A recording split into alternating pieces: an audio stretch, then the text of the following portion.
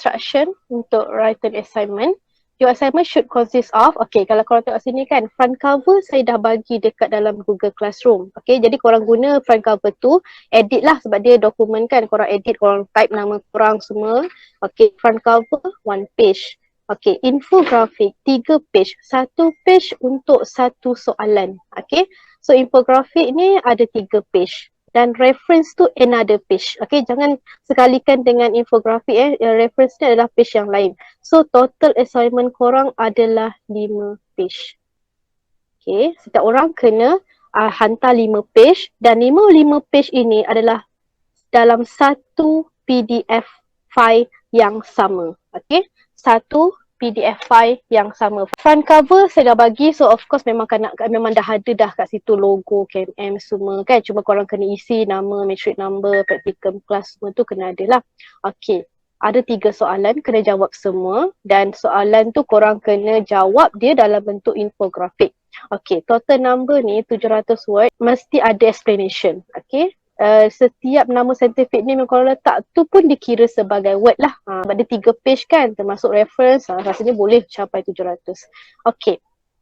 Construct infographic based on your own creativity. Markah dia ada markah creativity. Tapi untuk kelas saya nak semua guna Canva. Okay, saya nak korang biasakan diri guna Canva. Ada template dia sendiri. Korang boleh search je apa-apa gambar apa melalui Canva juga. Sebenarnya senang je Canva ni.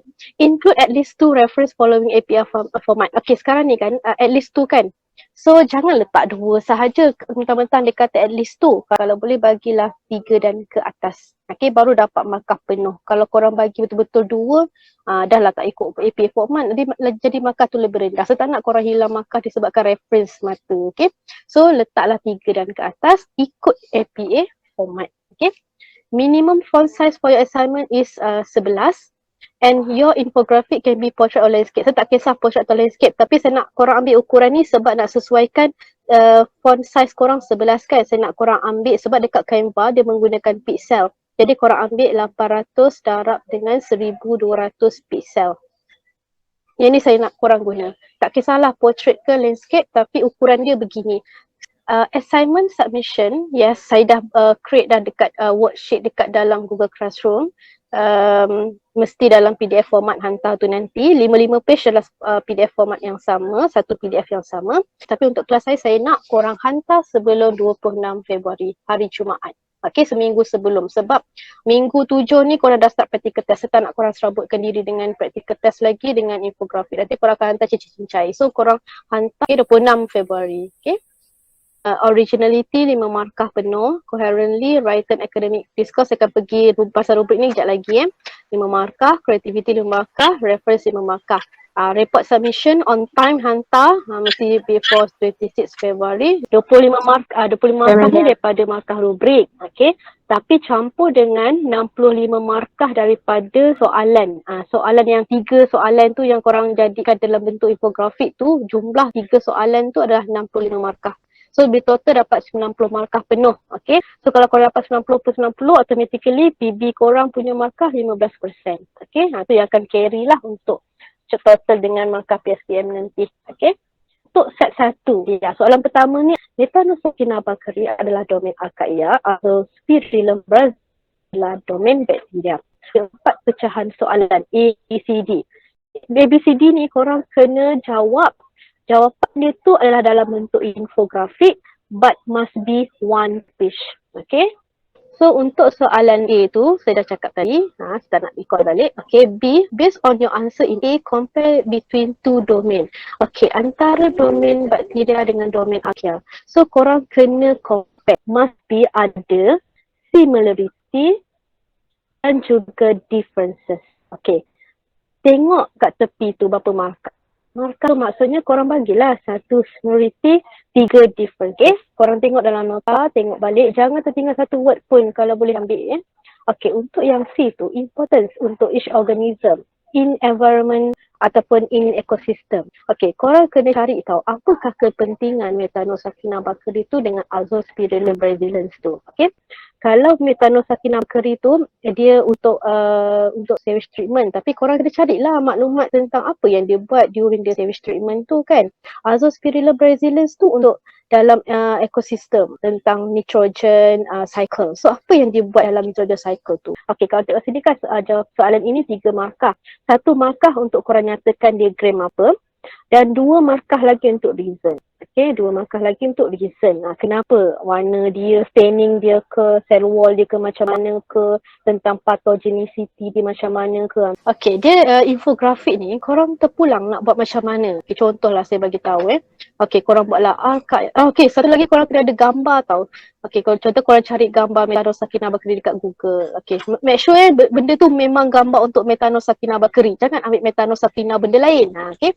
So korang tulislah kat situ di macam tu. Lepas tu kat bawah tu korang buatlah macam peta. Okey, ini adalah compare. Okay, compare. Okay, satu peta similarity. Lepas tu ada different box kat bawah ni adalah untuk perbezaan. Okay, lepas tu apa important dia? Korang boleh buat point kat situ. Macam dia kalau infografik ni dia macam bebas. Korang boleh tuliskan jawapan tu dalam bentuk point form ke, table ke. Yang penting ada point tu untuk dapat markah dan menjawab kepada soalan. Macam tu. Okay? Lepas tu kat bawah tu tulislah Azul yang ni kan. So kat sini korang cakaplah diagram apa. Lepas tu apa reason dia macam tu. Okay. Boleh je word tu dalam box. Korang nak sengitkan box tu ke apa ke. Boleh. Sebab dekat Canva tu macam-macam. Korang boleh insertkan box yang menarik, gambar yang menarik, ikon yang menarik, hiasan background yang menarik.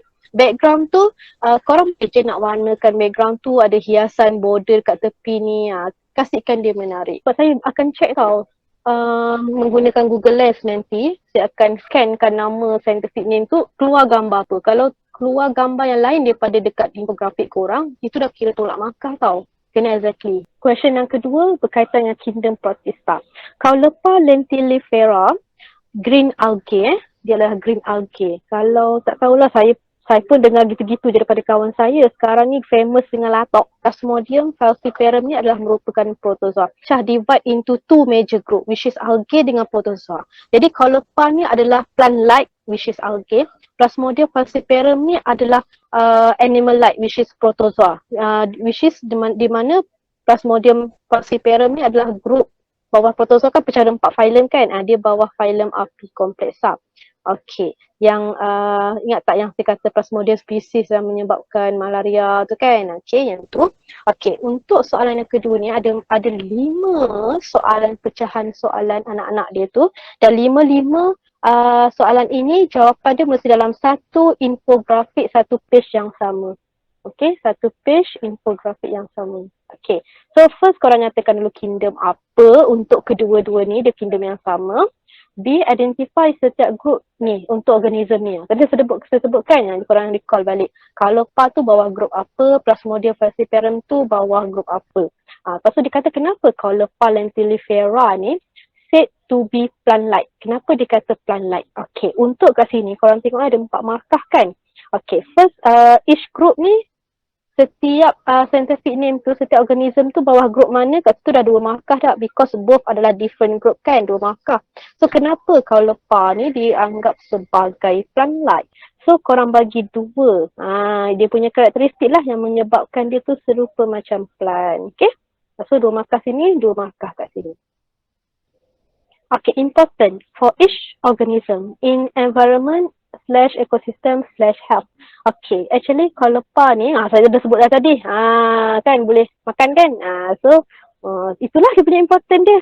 Okay, Plasmodium tu pun saya dah sebutkan tadi, dibawa oleh binatang apa masuk dalam badan korang menyebabkan sakit apa. Okay, itulah important dia. Tapi korang kena explain sebab sini 4 markah. Nyatakan dulu apa dia. Lepas tu explanation kena ada explanation tu. Okay. Alright, so for phyla for protozoa, senang saja. Ni just korang state sahaja. Okay, nama 4 phylum bawah protozoa. Lepas tu yang E ni korang kena differentiate. So kalau differentiate, korang jangan bagi similarity, korang bagi differences sahaja antara 4 phyla.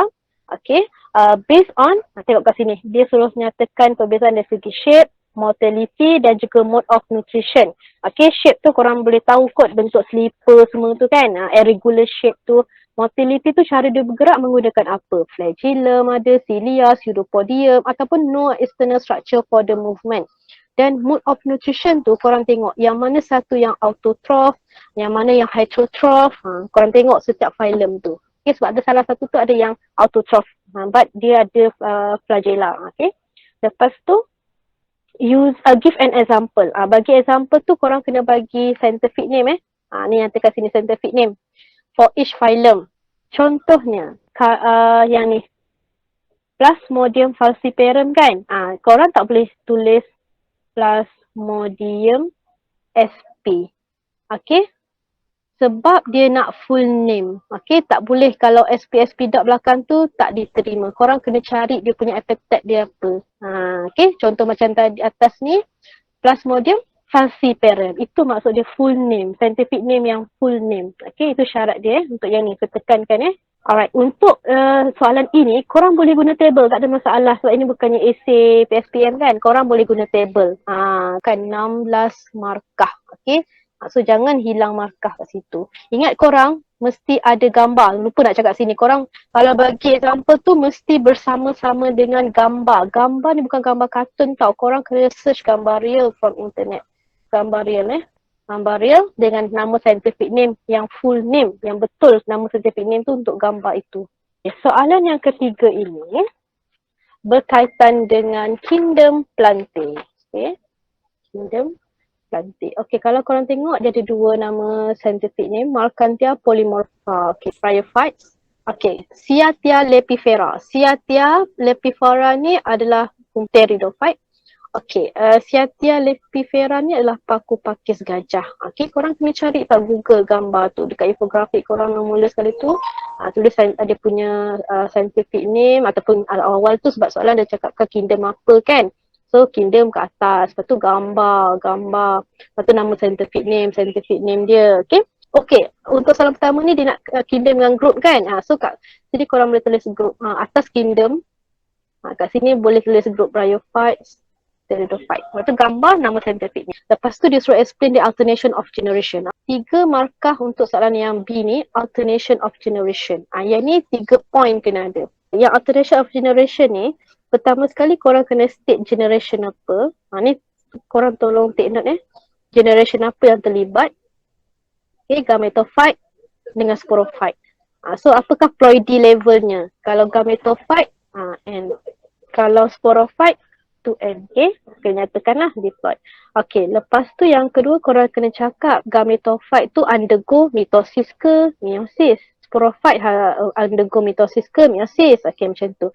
Yang ketiga tentang produk dia. So kalau gametophyte undergo cell division, produk dia apa? Gametophyte hasilkan gamet kan? Sporophyte hasilkan spore. Macam itulah cerita dia. Okay.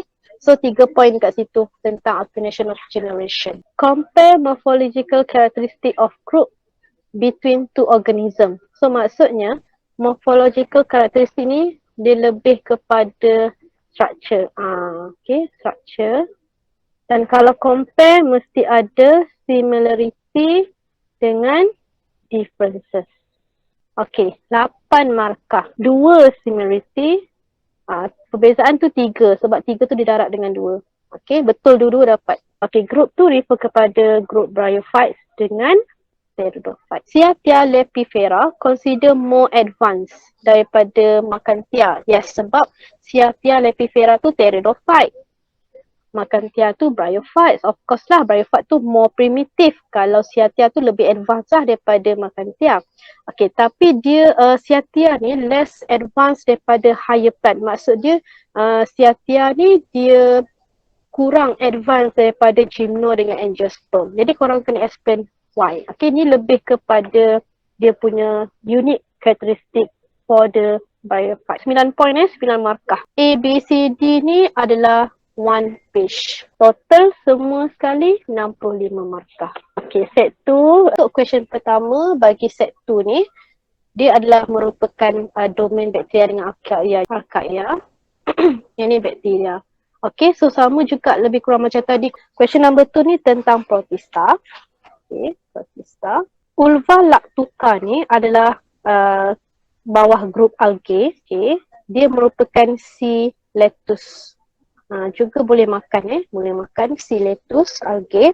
Dan untuk Trypanosoma brucei, ini adalah protozoa. Dia merupakan phylum Eugranophyta. Parasit tau. dia duduk dalam badan kita menyebabkan kita asyik nak tidur je, sleeping sickness. Okay, first untuk soalan A, kingdom apa?